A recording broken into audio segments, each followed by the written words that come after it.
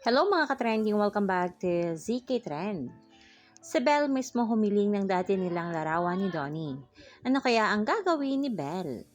Usap-usapan na ang pinost ni Miss Vanessa Valdez na larawan ni na Donnie at Belle na magkalapat ang kanilang mga ilong noong HIH era pa ito at ngayon lang inilabas. Na may caption pa na ayon dito, dahil isang linggo na lang bago magwakas, panandalian upang matagalan, walang makakapagsabi. Ang tambalang Don Bell at dahil hiniling ni Belinda ang literatong ito na Bell.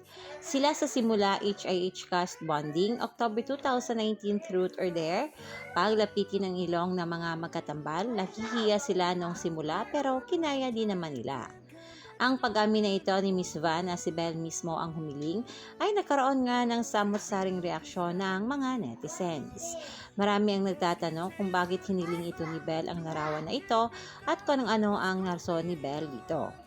Ayon pa sa ilang komento, marahil ay magpo-post daw si Belle ng simula to wakas na larawan nila ni Donnie pagkatapos ng kanilang Tayo sa Wakas movie. Kaya naman yan ang ating pagkakaabangan. At mga kababli, sobrang tapang din ni Belle na hiniling ang ayudang ito na inabag ng ilang taon bago ipinakita.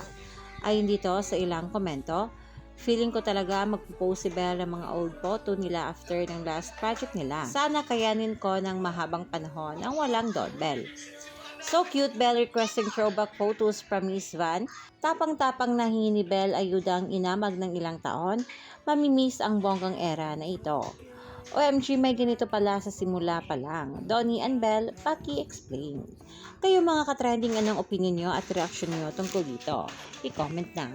Hanggang dito na lang, maraming salamat sa inyong patuloy na panonood.